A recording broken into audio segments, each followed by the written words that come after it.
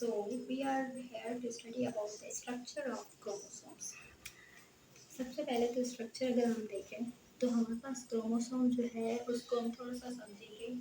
ये हमारे पास सेल है, सेल के अंदर आपके पास न्यूक्लियस है, ठीक है। ये हो गया आपका सेल, ये हो गया न्यूक्लियस, ये इसी को हमने बाहर रखा है, ठीक है। अब इस न्यूक्लियस के अंदर मोस्टली थ्रेड लाइक स्ट्रक्चर होता है, जो कि ऐसे समझे कि जस्ट एक धागे धागे की तरह थ्रेड होते हैं। इन अगर हम धागों को जब देखते हैं, ऑब्जर्व करते हैं ओनली ड्यूरिंग सेल डिवीजन, क्योंकि हमारे पास क्रोमोसोम तभी विजिबल होते हैं जब सेल क्या कर रहा होता है, अपने आप को डिवाइड कर रहा होता है, ठीक है। स्पेशली लिप्टोटिन स्टेज के अंदर जो आपका प्रोफेस 1 में होता है ड्यूरिंग मियोसिस। तो अब हम ये देख रहे हैं कि हमारे पास इस टाइप का एक स्ट्रक्चर आ रहा होता है। अब ये जो स्ट्रक्चर है वो आप देख सकते हैं कि किस टाइप का है। तो ये हम स्टडी करेंगे कि कैसे बनता है। अगर हम इसको देखें तो ये कहलाता है सेंट्रोमियर। क्या कहलाता है? सेंट्रोमियर। सेंट्रोमियर क्या होती है? एक डिस्क होती है, ठीक है। इस डिस्क के ऊपर क्रोमोसोम की आर्म्स अटैच्ड होती हैं, यानी एक सिंगल आर्म जो भी मैंने ये लेवल करके रखी है, ये 2 आर्म्स हैं, ठीक है। तो एक सिंगल आर्म को हम कहते हैं क्रोमेटिड, यानी एक क्रोमेटिड ये हो गई, एक क्रोमेटिड ये हो गई, 1 2 2 chromatid are attached with a single point of attachment, that is centromere. अब जो सेंट्रोमियर है उसके ऊपर थोड़ी सी कवरिंग है, जैसे कि आप देख सकते हैं कि ये पॉइंट ऑफ अटैचमेंट थोड़ी सी ऐसे कवर्ड होगी। तो ये एक स्पेशल टाइप की प्रोटीन होती है जिसको हम कहते हैं काइनेटोकोर प्रोटीन। तो ये जो है स्पेशली प्रोटीन आपके पास जो है मिलती है, that is known as kinetochore protein. और इस तरह से आपके पास ये जो है एक सिंगल क्रोमोसोम होता है। According to the position of centromere we have different kinds of chromosomes, यानी कि इस एक सेंट्रोमियर की पोजीशन के अकॉर्डिंग हमारे पास बहुत ज़्यादा टाइप के क्रोमोसोम्स होते हैं, जो कि मैं नेक्स्ट वीडियो में आपको बताऊंगी।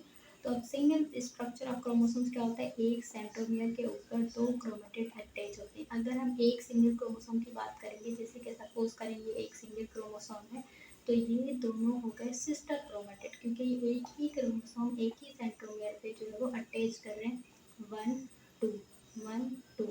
अगर हम देखें ड्यूरिंग सेल डिवीजन में क्या होता है, आप सबने देखा है कि जो क्रॉसिंग ओवर हो रही होती है वो 2 डिफरेंट क्रोमोसोम के दरमियान हो रही होती है, यानी ये एक दूसरी क्रोमोसोम है, ठीक है। अब ये जब क्रॉस करेगी इसके साथ, तो इसको और इन दोनों को हम कहेंगे they are non sister chromatids, ठीक है। ये दोनों क्या होंगी?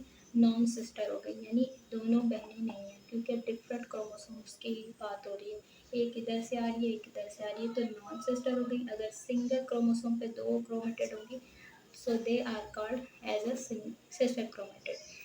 अब ये वाली जो है कहानी हम पढ़ क्यों रहे हैं? क्योंकि जो क्रोमोसोम है इनके ऊपर आपके जो है वो हेरिडिटी मटेरियल डीएनए प्रेजेंट होता है।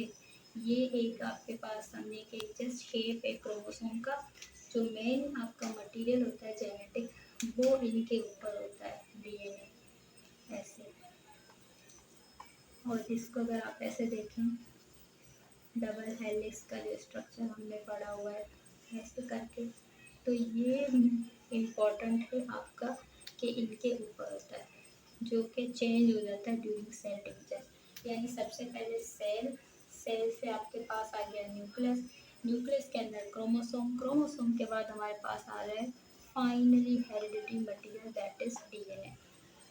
आई होप कि आप सबको जो है स्ट्रक्चर ऑफ क्रोमोसोम अच्छे से याद हो गया होगा कि हमारे पास जो है कौन कौन से पार्ट हैं। इन कंक्लूजन में हम थोड़ा सा रिवाइज करते हैं, ठीक है। तो अब आप जो है वो बताइएगा कि क्या है क्रोमोसोम हमारे पास सबसे पहले कब विजिबल हुआ है और किसने डिस्कवर किया था, जो हमने प्रीवियस अपने जो है वीडियो में डिस्कस किया था, दैट वाज, ये आप कमेंट में बताइएगा किसने जो है वो डिस्कवर किया था।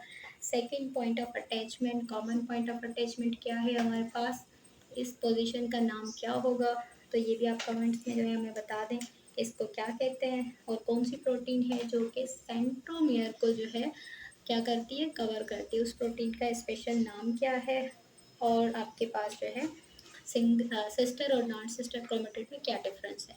थैंक यू, अल्लाह हाफिज़।